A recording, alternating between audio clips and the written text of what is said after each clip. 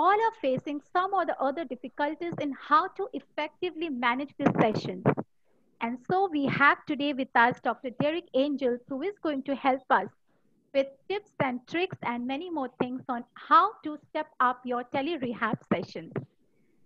Dr. Derek Angels, he has close to 20 years of experience in the field of children's welfare and education, and he has been working for the welfare of children across the globe. He is also a certified life coach and a biofeedback trainer and practitioner. And among his many ongoing projects, which he is heading right now, few are Children's Earth Walkathon, the Anti-Hunger Squad, and 1.2 million children's emotional well-being. Yes. So now, with all this, I would like to request and welcome our speaker for today, Dr. Derek Angels. Welcome, sir. Thank you so much, Dr. Paul, for having me on the SOPAN platform today. And it is a great day indeed. It's the World Physiotherapist Day, and it's a day to celebrate, of course. So congratulations to all the physiotherapists out there who are making a difference in the lives of many people across the globe. Yes, Dr. Pal, let's take this ahead from you.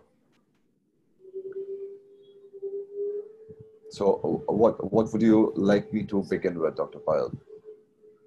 Okay, so as a professional, what I was facing is like when taking this tele rehab session, Mm-hmm. the first and foremost thing is how you can keep the children engaged to you. Like you are online and you are not present physically with the children.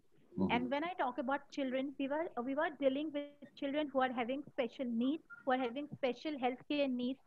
So it's not very easy when you are not there present physically. So how can we like go about, can you just help us in giving like how we can effectively manage our sessions online, and also side by side how we can motivate our parents as well, because right now in this moment they are our on hands, because we can just give commands online, but they are the one who have to do it practically.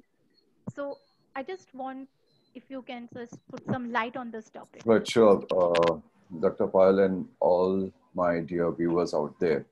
To begin with, when we say we are doing something online, you are attending to the children who have special needs. And obviously their parents would be around at all point of time. And this situation will carry on for unknown period of time. So there are certain factors what each and every one of us needs to take care of, because you are extending a service to these special children, and that too online. Now, first thing we all need to remember that when we say online, there is a high possibility of either of you can record the session. Like as a practitioner, you can record the session. Even if you're not, the parent at the other end can record the session. And since you're extending a service, the data is sensitive in a form of a video and the audio as well.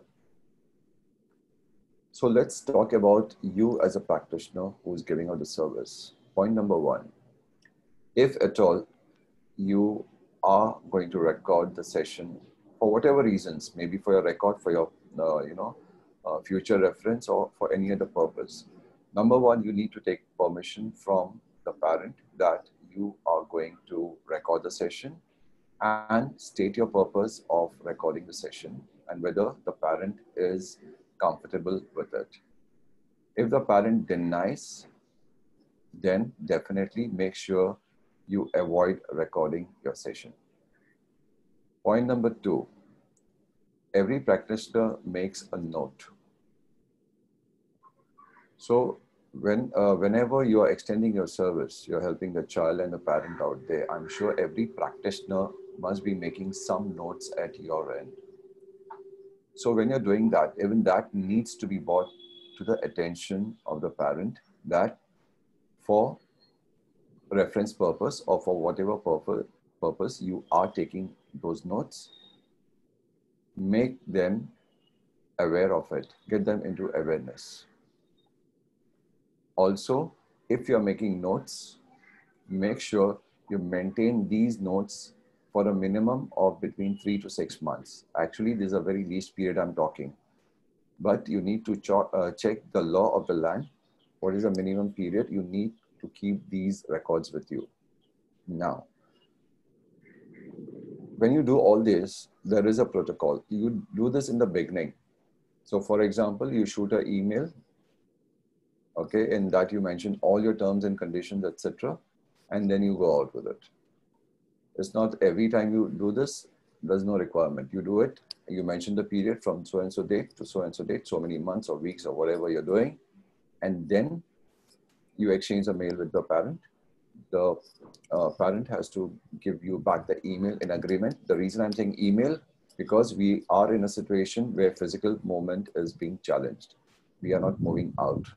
So this is good as far as your personal safety is concerned in regards to law. And there are many more laws which comes in. It all depends what kind of service you're extending to your clients or the children and to the parent out there. So this is very, very, very important. Make sure you go through this. That's the first thing you should do. Now, the second thing, as you asked me, how to get the attention of the child. See, Payal and my dear viewers, when we talk about getting attention of a child, there are various processes, there are various means, to get the attention of the child. I would go this way. Understanding that the child has a special need. Get into the mode of the child first. So indirectly, I've got this question a number of times, multiple times. How do I manage my child? How do we manage, a special child? Let's underline one thing and let's remember one thing. We are not the ones to manage our children, or we are not the ones to manage the child. The child manages us. Understand this very clearly. The child manages us. You are going out there to control a child. You are going out there to tell a child what to do. And the point of view of the child is, who is this person coming onto my face and telling me what to do? And this is what the child has to manage. The child has to manage you. This is how it actually works. It's a reverse process. To give you an example of this, we go out and we buy clothes for ourselves. Let's say you buy jeans, okay? You buy a nice, good fitting jeans or a tight jeans. You jump into the jeans. The jeans doesn't jump into you. And when you jump into the jeans, your body is adjusting to the jeans, right?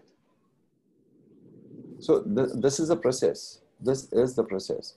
So here you've got to mold yourself as per the requirement of the child, rather than making the child come around. Now, the first approach of the child is very simple. The moment you go and you say, okay, the child is not ready to accept you for the first 5 minutes. For me, it's very simple to approach a child. The moment I personally approach any child, the first thing I do is I become a child. So if the child is yelling, I also yell along with the child. Of course, not to that high-pitched level, but I make it a point to behave like the child. If the child is crying for a toffee, I'll also cry for a toffee. So when you are on the same lines of the child, if he or she is throwing a tantrum, I will also throw a tantrum. So the child understands there is somebody who is somewhat like me. The child accepts you first. It may take 5 minutes, 10 minutes, 7 minutes, okay, one time, two time. But when you start doing this, aping the kid initially, maybe the fourth time you need not do this at all. The moment you are there on the screen, the child is ready for you. Rather than you thinking every time, how do I go and manage this kid? It's a very important factor, my dear friends. So to be around with a kid, you've got to be a kid first. It's a very simple principle. It's a simple formula, minus any rocket science in this. Too simple. So this is the way I would suggest handling or approaching a child. Yes, Pal. So that's something very good that you have told us that the child need to accept us, and for that we have to be a kid ourselves first, and then we can expect the child to behave like us. So what is expected in the session? Okay. Um, so that's something very good, sir. Thank you. But sir, many a times I've seen like how you differentiate whether child is it's a tantrum or it's the behavior. Because many a times when you're online, you're taking online sessions, you don't come to know that the child is doing it on a Excuse me, purpose. Payal ma'am. Yeah, hello. Ma'am, Hello. yeah, yes, better, Oh, ma'am. yes, yes, yes. Sorry. Please do not forget, ma'am. Thank you, ma'am. Yeah. Thank Thank you. you, ma'am. Thank you, ma'am. So, sir, I was just asking you that many a times what happens that when we are taking sessions online, during the sessions or maybe in the beginning, the child started throwing tantrums. So that is what we know. The child is throwing tantrums. But now, how you differentiate? Is it a behavior? Because since you are online, it's very difficult for you to differentiate. Is it a behavior or the child is doing it on some purpose? Because if we don't know the real reason, but then how, as a professional, I would come to know? Because many a times what happens, parents are also not very much, they're not able to guide us or help us with our questions. So then as a professional, what is that one thing that we can use and we can differentiate, okay, so how to go about it, something like Ma'am, this is a package. If we talk about one particular point, it is like searching for a needle in a haystack. I would go this way for this answer. Number one, when you are setting up your appointment with the parent, the child, the question is which part of the day are you using it? Is it morning? Is it afternoon? Is it later part of the afternoon? Is it early evening? Is it evening or later part of the evening? Okay, the time that you set for the child makes a huge difference in the behavior of the child. It makes a very huge difference. For example, if it is morning, how early is it? If it is too early, expect a tantrum. Simply because you have no idea what time the child went off to sleep the previous night, right? If you have the child post lunch, then definitely one thing is for sure, you will have difficulty. Even if the child is there with you, the child mostly, 85% of the time, will not pay attention. If you have the child later part of the evening, good enough. If you have the child a little later part of the morning, good enough. These are two best timings, I would say. And of course, we need to all adjust our timings as per your own requirements, as well as the parent's requirement, the child's requirement, But technically speaking, scientifically speaking, how this works is get on to little later in the morning. When it's a little later in the morning, say about 10:30 to 12 noon is a good time. Okay, that's one. It's a very short span, I know. And post that is like around 4:30 to 6, 7, 7:30, 8 is a good time. Anyway, any other time, you can expect, resistance from the child. Because post-lunch, the child is sleepy. Early morning, the child wakes up not in a state to accept and to be receptive, because the child needs special attention. So these timings you need to keep it in your mind when you are setting up your appointments. This is one basic line you need to highlight on this, that you need to take care of this very much. Then coming to tantrums. Now, tantrums could be for various reasons. One, the child may not have slept well. The child may be hungry. The child may have eaten spicy food. Somebody must have, must have been teasing the kid. The tantrum could be just almost anything.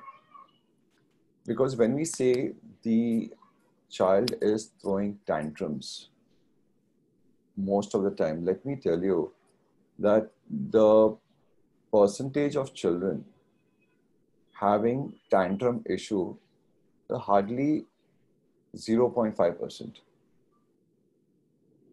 Where we say a child regularly throws tantrums. Besides that, when a child throws tantrums, the other percentage, it is due to some or the other reason. It could be just anything. Now, as I mentioned before I started talking on this particular topic, that this is a package. And when I say it is a package, one package I told you about the timing of your appointment. Next is, are you being, are you measuring it? Are you measuring yourself? Are you being accountable yourself as a practitioner? Are you taking any kind of accounting to your own self that I have attended this child did this and this happened? Are you doing that? And what was the progress last time? What was the progress this time? And what should be the progress next time? That is your own accountability. So when you start making these records for your own self, you will come to know the behavior of the child. And next, the measurable things from the parent, put it on the parent somewhere. Your child is on so and so scale in today's setup. So when you go next, what happened during a week or last 3 days or whatever gap you're having, and what happens next? So when you have these measurements in place, understand one thing, my dear friends. Both of you as a practitioner and the parent, you both become accountable, and accountability is very important.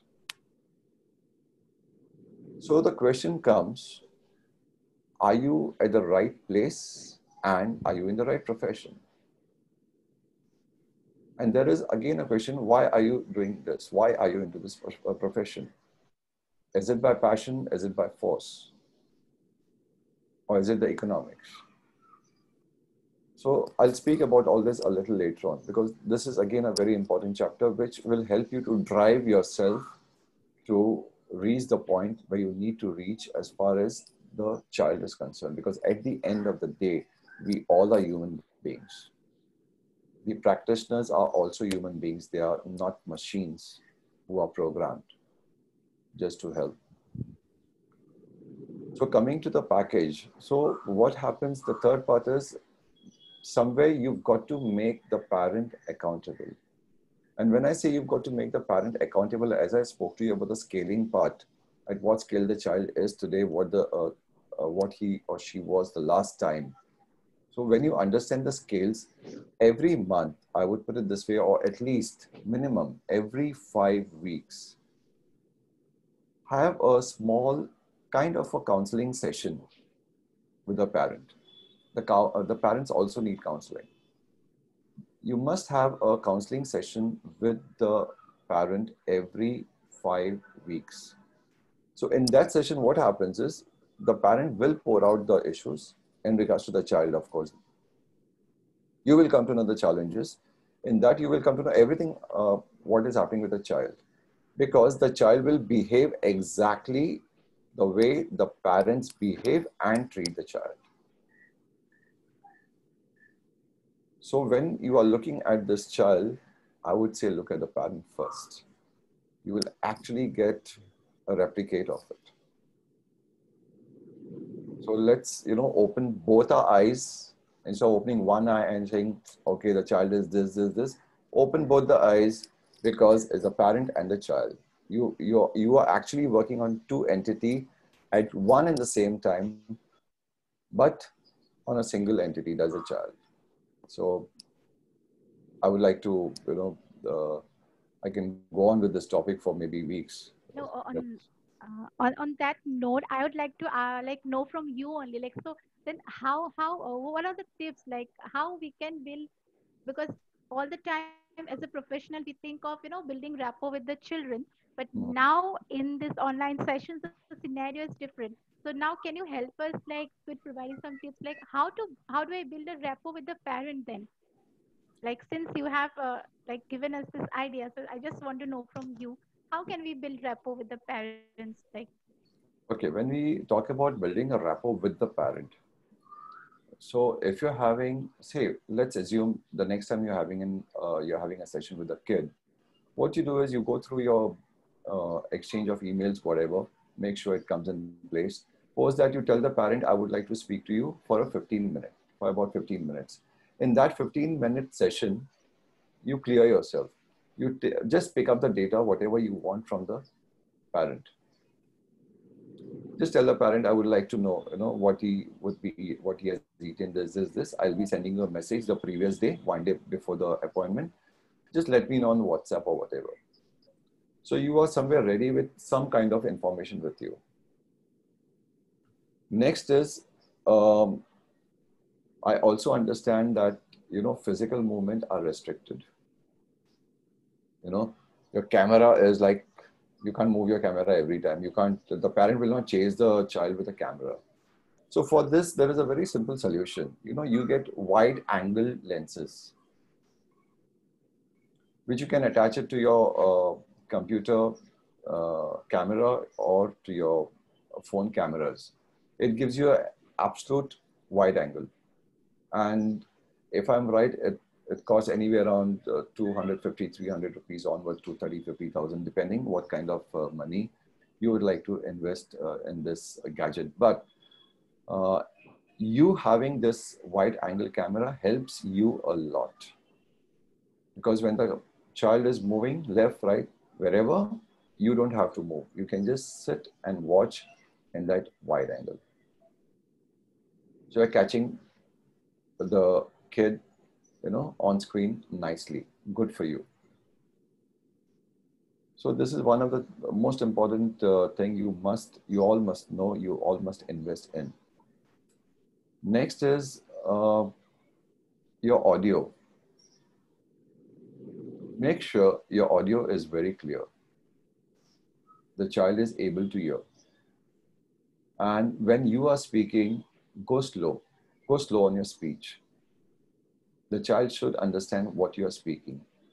And also the child should be able to pick up your actions. Very important. So when the child is able to pick up your actions, the child is more comfortable.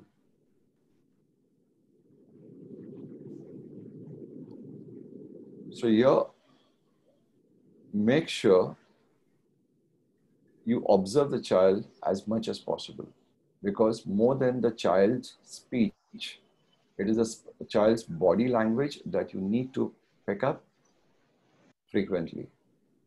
Like whenever we speak for whatever reason, even with the clients, normally, regularly, more than what the client or anybody is talking to us, we are constantly in observation, how the client is moving, twitching, the breathing part of it, how the, turning, twisting, moving fingers, moving the body, drinking water, etc. Everything is huge information. It's a huge information. More than the words, more than the words. So all these things are very important. Then coming to yourself again. As I said, investing in a camera, tell the parent also to invest in that wide lens, sorry, in the wide lens, wide angle lens. Yeah.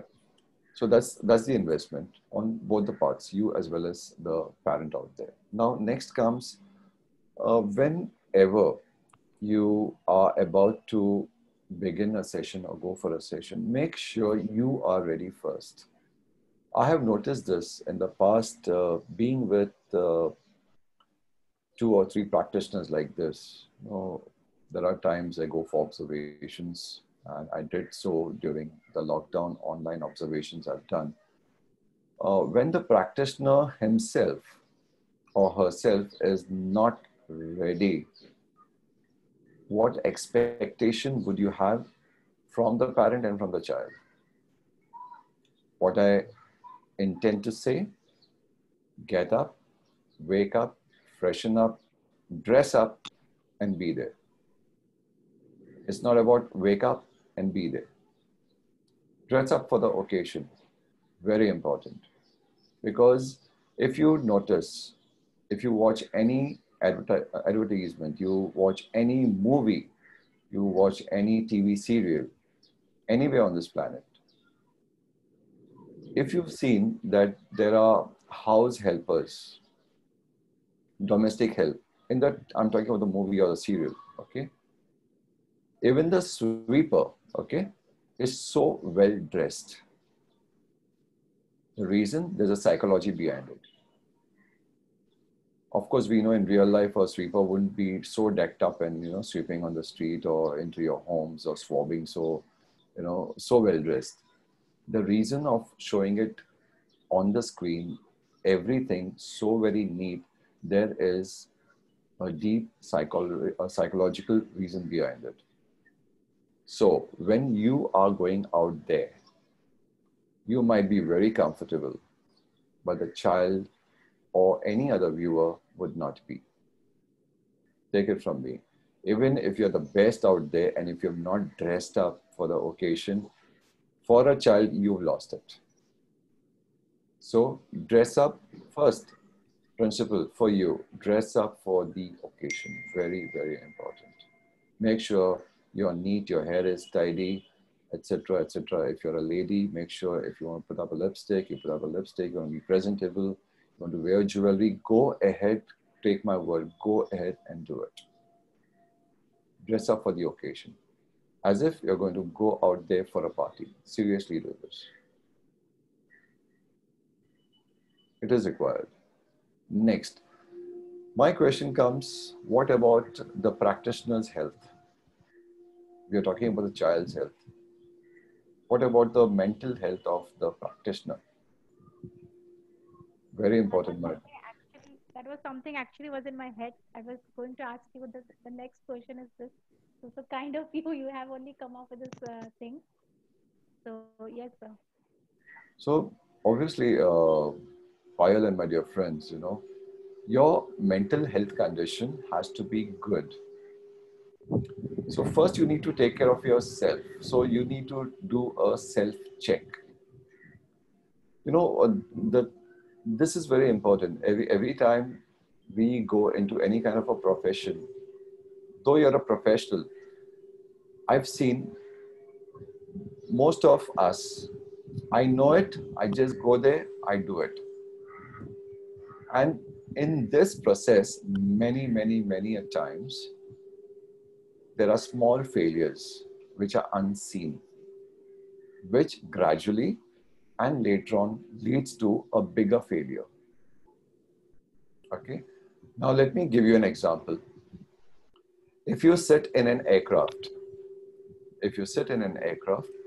and whenever the pilot comes and sits in the cockpit, the commander comes, he or she also sits in the cockpit. Much before doing anything, they remove a chart out and they run a complete checklist. The pilot knows to fly the aircraft like the back of his palm. The commander knows everything because he's a commander. Yet, the commander and the pilot and the co-pilot on bigger flights, all three of them make a checklist. They do check, check, check, check, check. They go on until the last check, and then they go and touch the panel of the cockpit. Until then, they keep their hands off it. So, to be that successful, to be flying high in the air, as a practitioner, make your own checklist. I'll give you an example, as small as comb my hair, brush my teeth, use a floss, whatever. Now I'll say, okay, Payal can't, Payal won't know whether I'm wearing a perfume or not. Payal won't know whether I brush my teeth or not. Okay, Payal doesn't know, but what about me? Do I not want to feel fresh for myself? Very important. If you're not feeling fresh, if you're not feeling neat, if you're not feeling tidy, what would you expect your client to feel? So every time, my dear friends, you feel as a practitioner, you're going through any tough situation, tough times, make sure you yourself reach out. You must reach out for help. You must reach out for help. Say, I need help. Go to a counselor, go to some health practitioner, go to a mental health practitioner, go wherever you want, but go and help yourself. Because you are the end delivery person. Your entire profession depends on you. And you depend on your health. If your health is good, you can deliver. If your health is bad, sit at home. Yes, Pal. Oh, yes, I think now whoever are with us or will be viewing this later on, we as a professional need to have a checklist. So that's something uh, very good at I got to know, and definitely I'm going to prepare a checklist from now onwards. And so, sir, now coming back to the parents and the sessions, there's a thing which we have experienced, and I think one of my friend have also have these questions from the chat box I can see. So many a times we have seen the sibling is interfering during the therapy sessions, or it could be a grandmother or grandfather. So now as a therapist or as a professional, you can just tell them, you can't tell them on their face like this, but then yes, you try to make them understand. But we have experienced, no matter what, still it persists. So now how do you handle this thing, like the interference of the co-members or the sibling interference? That's what we want to know. You just use the word, try to something. What was that? No, that's like we try to make them understand, like, Okay, that's it. Yeah. That's what I wanted to know. The second word, I lost it, maybe because of the audio. Try to understand. Okay, you make, so I'm repeating it. Okay. Did you say you try to make them understand? Yes? Yeah. Very good. People can watch you? Yeah. Very good. Now, Payal, try to stand up. Try to stand up. Just try. Payal, sit down. Payal, you didn't get me right. I said try to stand up. I didn't tell you stand up. I said try to stand up. Come on, try. Try to stand up. Come on. Try. I want you to try. Physically try. Just try.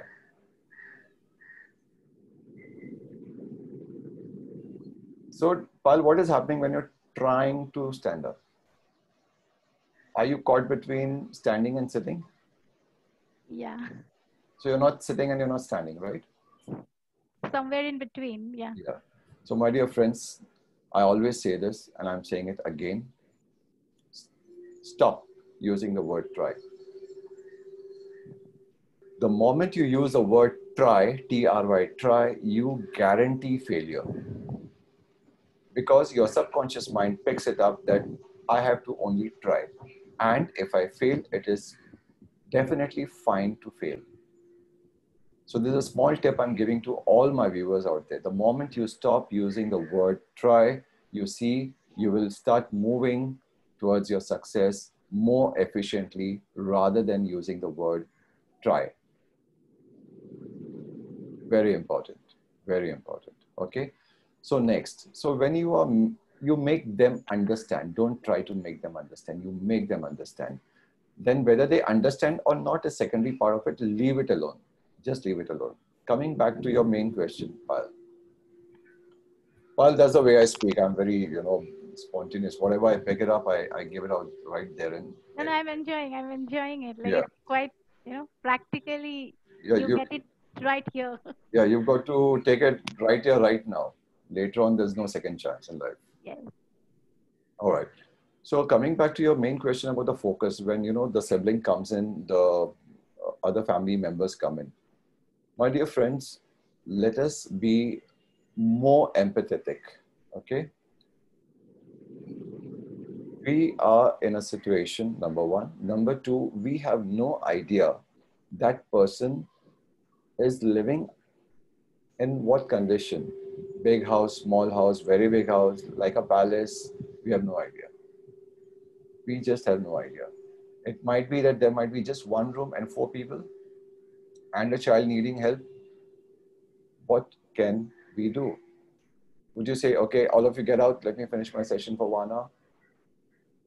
If they go out, the cops will hammer them and say, get inside the house. Right? You're supposed to stay indoors. There's a challenge. Now, let me tell you this. It's very simple.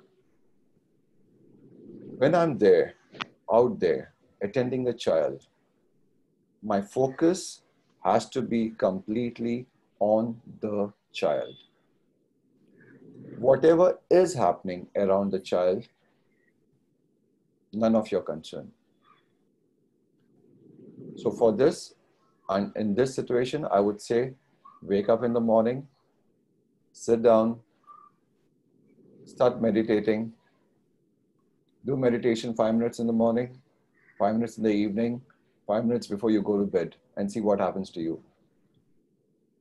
Your brain will expand, you'll become smarter, you'll become intelligent, you'll become more focused. So even if somebody's playing a big birthday party song behind the child, take my word, you'll be focused on the child. I'm sure most of you must have played marbles or, cricket or maybe football or maybe badminton or table tennis. I'm just naming a few games. In all these games, you're all the time focused on one single point. Either you're focused on the marble or you're focused on that, racket hitting the shuttlecock, the tennis bat hitting the ball correctly. You're all focused. You don't know there are two people around you or 10 people around you. They are watching you. Dog is barking. What is happening? You are lost in your game. Why? Because you want to win. You just want to win.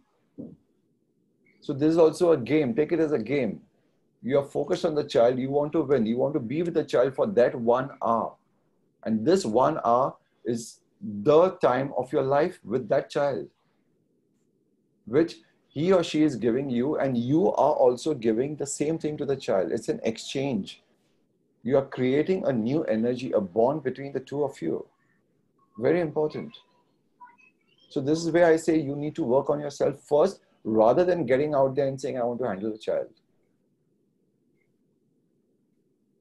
Can you handle a pot of hot kettle of tea? No, you'll take something, you'll grab it, and then you will pour your tea because you don't want to burn yourself. You will take all the precautions. Similarly, you've got to take all your precautions right initially. So the first precaution is your mental health. If your mental health is good, you are good. You are good, everything is good. So Pal, I think I've answered that. If not, you can push me with the same question.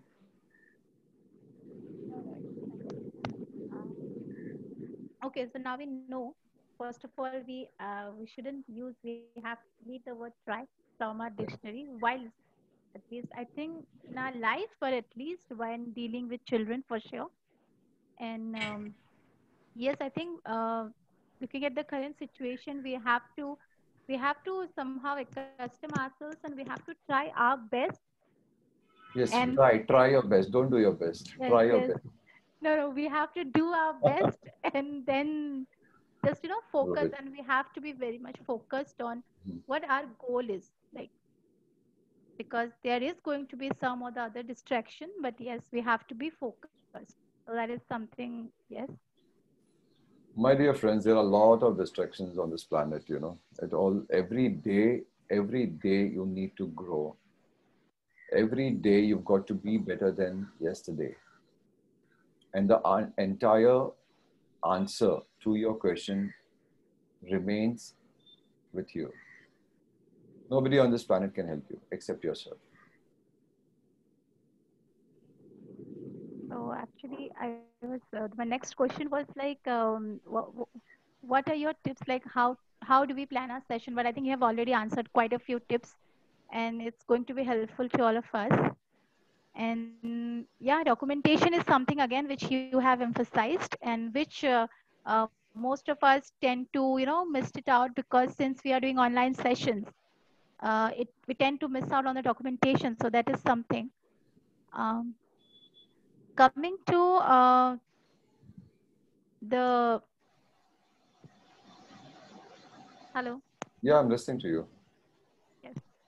Okay. So I have another query. Like, now, how do you engage a child? Because see, I have done my session.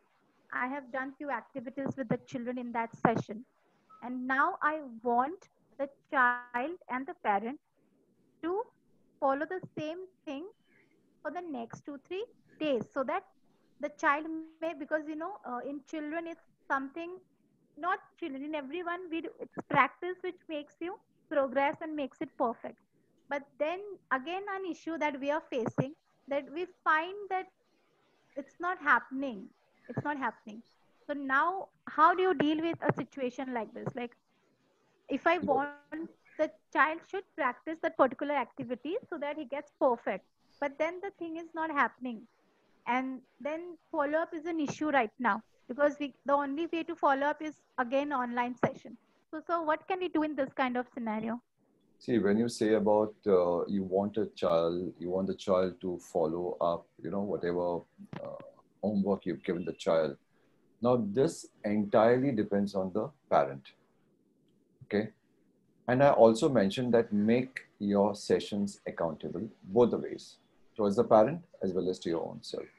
So once you get into that program of getting yourself and the parent accountable, you have less to worry about the child doing it or not doing it. This works both the ways. It is a two-way system. It's like a double track. You have to keep the parent in loop most of the time. So for example, if I'm doing a session and the child is there, the parent is there, then I tell the parent in front of the child, you've got to do this. Take my word, it is lost somewhere. But if I've counseled the parent every fifth week, see, this is what we do, and I expect one thing, that every time I come, you give me a scale or give me the scale a previous night. How was he last 5 days? So next day I take off with this. So this is a pre-thing what you already do in advance. Avoid doing it in front of the child. The child will take an advantage. And one more thing, also make sure that you remain in awareness whether the child is under medication. Very important, because depending what kind of medication the child is taking, okay, depending what kind of medication, what medication the child is taking, it will definitely affect your output and you will not even come to know about it. So if the child is under constant medication, like daily the child has to take certain tablets or whatever, the child is being given for whatever reasons, and you are doing something here for the child, take my word, the absorption level of the child will be hardly 5 to 10%. And you will go through that struggle again and again and again. Then again comes the dietary system. If the child is taking, X amount of medication, the child, there is a necessity for the child to have a certain amount of hydration level to be maintained in his or her system. Then Another thing is, again, if there are certain medications where they're too strong to diffuse them, the child needs to have milk. So if these things are followed correctly by the parent, good for you. If they are not followed correctly, then it is a challenge for you. Unknown challenge. These are the phantom challenges.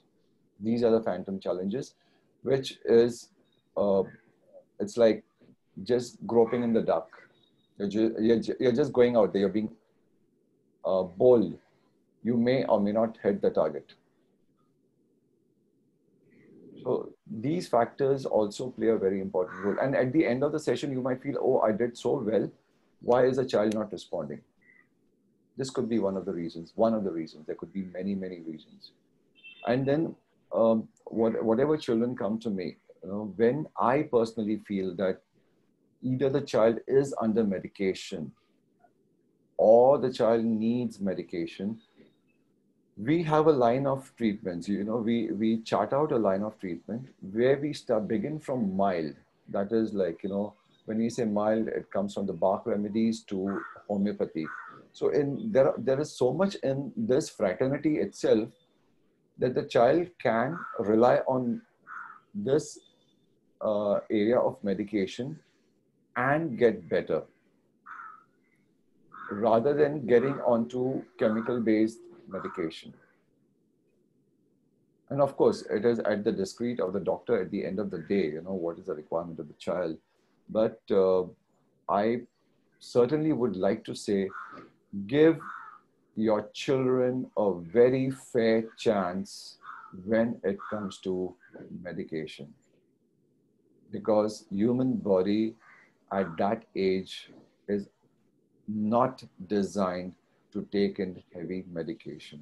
It will do more of damage, especially to the brain area, than any other thing. So the medications, I am into awareness. What I understand is like, it will not make the child better. It will only help the parents to handle the child for a X period of time, period.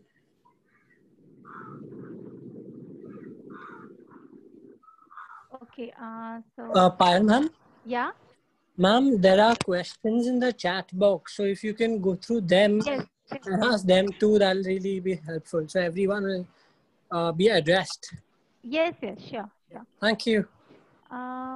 Okay, so sir, I think if you allow us, I'd like to take few questions. I Sure. don't know it's related or not, but still I'll take If the it is not related, I'll skip it off. Okay.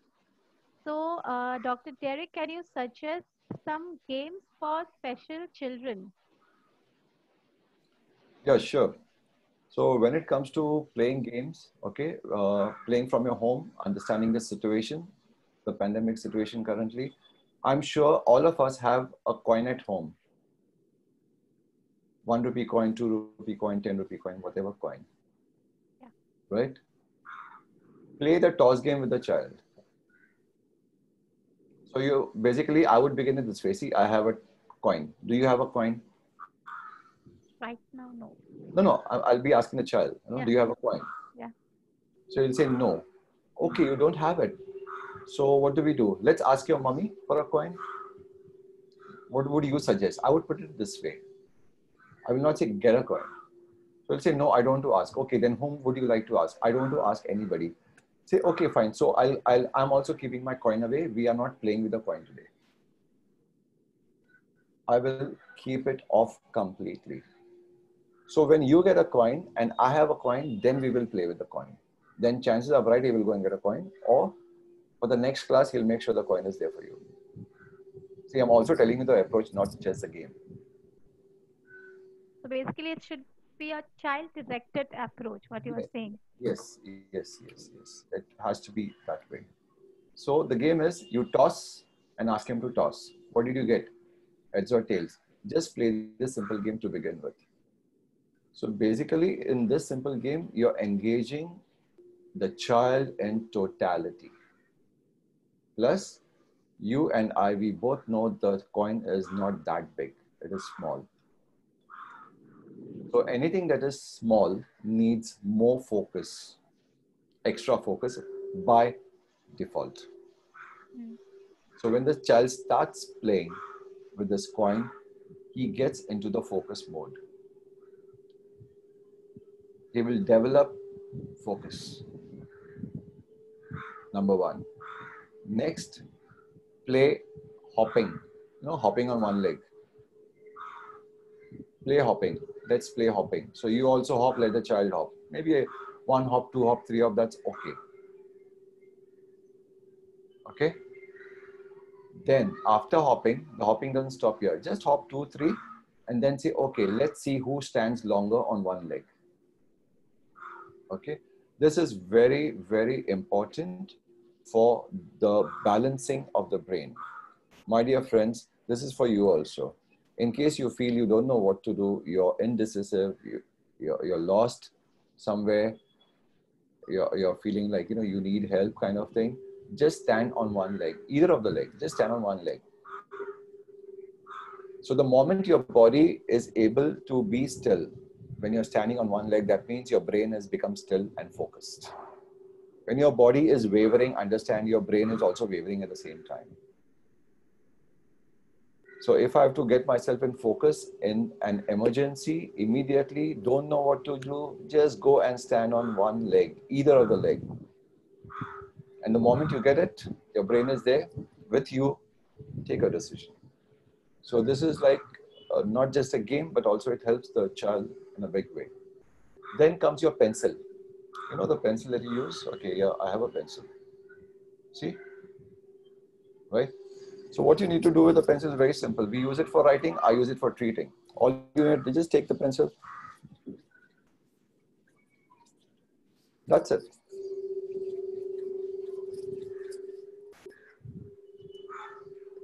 Take the pencil, let him play, him or her, let the child play with the pencil, then tell the child, make a circle after a while.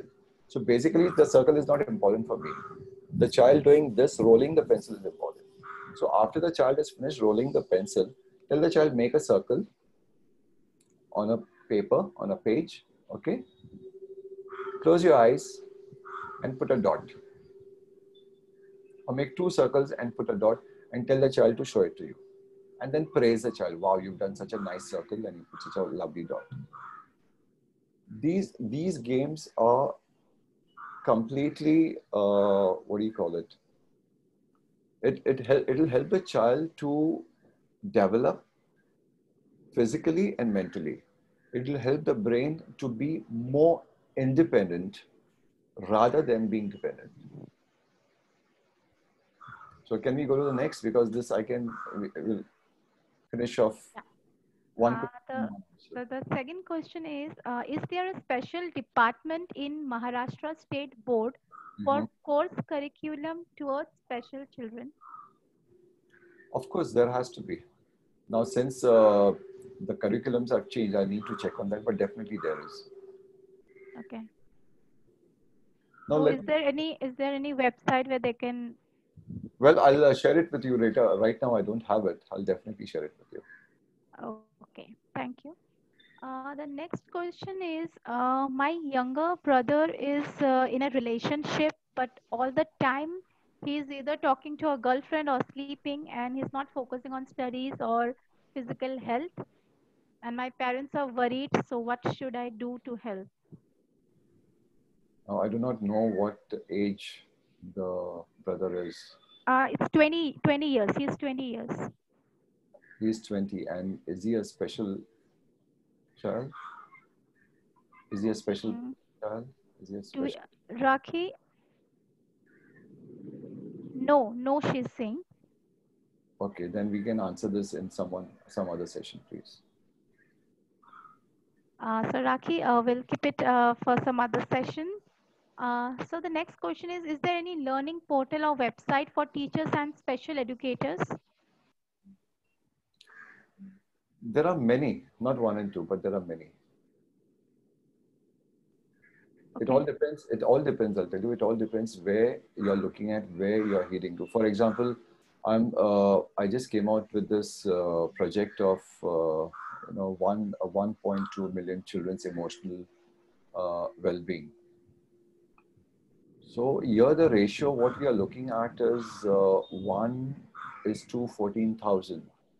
Okay. So when I say 1 is to 14,000, I mean to say there is only one counselor for 14,000 children. I'm not talking about the population. If I speak about the population, it is one counselor or one mental health practitioner for a population of 2 lakh. Can you beat it? It's so huge. So there's a shortage. So we have started counseling certification course, which is the first introductory for this free. The first one is free, the introductory one. It's on the 11th of September at 11 a.m. So just an information. So that way, what I'm coming to is there are many that way where you can just check and you'll find it. Okay, thank you, sir. Okay, we'll take one more last question. Sure. So it's a 10-year-old spastic cerebral palsy child. So he used to come for his sessions in a therapy center, and that time he was all okay. He is not having any behavior issues. But now during the online session, he has suddenly started smiling a lot, like without any reason. He's smiling a lot. He's not following commands. He's always smiling without any reason. He's making some odd noises and doesn't listen and follow any instruction. And the same thing, the child is also into an online school, online class. So the same thing is doing in his school also. Like for his academics also is doing the same, and during the therapy also is doing the same. He suddenly started smiling a lot without any reasons and making some odd noises. It's a 10-year-old child, spastic cerebral palsy. Okay. So now what the parent can do for that? Basically, the parent need to stop this online classes in the first place immediately. Very important. I clearly understand that the child is uncomfortable with the this kind of setup for him. Okay, that's one part. Second is we also need to check into the medication of the child. Okay. Number three, you also need to see that the child, we all have not moved out because of the pandemic situation, including that child. So it definitely plays a big role in the psyche of the child and of everyone, of course. And also, I would like to state one thing. Thank you for this particular question. That I would like to make a statement. As far as possible, avoid speaking about all the news that is happening around in front of your child. Avoid playing news most of the time. That's bad for everybody's health, of course, including your child's health. And also avoid shouting, yelling in front of your child. Avoid it completely, because all these negative things affect your child negatively. And to sum it up once again, I'm telling you once again, you have to focus on the child, yes, and at the same time, you have to make sure you prepare the parent every fifth week, every 5 weeks, you prepare the parent. Be accountable to yourself, be accountable to the parent, make the parent accountable, have your measurements in place. All these things will definitely help you to be a better person, to be a better health practitioner, and a better human being. Okay, I hope that helped you. So okay, sir, I think we have exceeded our time limit also. It's 1 hour and we didn't get to know it's more than an hour now. So for the rest of the queries that please share your few achievements towards the children welfare for last few years. I think on that, I want you to just speak about the anti-hunger squad that you have mentioned. Okay, about the anti-hunger squad. The thing is, sorry, uh, every week, at least every once a week, we go out and feed the hungry children in Mumbai city at this point of time. And many of them would like us to spread this out throughout the state and the country as well. Now, for this, we are inviting people to join us in every way you can. You can be a volunteer, you can be a supporter, you can help in terms of providing food grains or food, whatever, you can do that. And you have all these information on the Anti-Hunger Squad on www.aluconnect, ALUCONNECT.net, aluconnect.net. And if you want to attend the counseling session, what we're having on the 11th September, again, you can go on the same website, enroll yourself, and pick up your link from there and attend it on the 11th of September at 11 a.m. So Anti-Hunger Squad is all about children, feeding the hungry children. And our intention is to feed every hungry child out there, at least beginning from this particular city. And the objective is to make sure that by the year 2023, we want to make sure that we eradicate hunger from Mumbai city by minimum of 30%. And I'm sure all you guys out there will come out and join this Anti-Hunger Squad. Thank you. Thank you. So that's an awesome initiative taken by you. Thank you. And okay, so I think it's time to say goodbye now. And it has been a wonderful session talking to you, sir. And obviously, the do's and don'ts that you have given us for our tele sessions, I'm pretty sure that all the professionals out there are going to use those in their upcoming sessions and are going to get benefited. And apart from that, I have few questions in my chat box, but I'm sorry I couldn't take all of that. And further info, or if you have any other queries, you can reach Dr. Derek Angels at his website www.aluconnect.net, and we have been sharing that in our chat box, so you can go through that. And yeah, so it was wonderful having you, sir. Thank you so much, and we will look forward to have another session with you in near future.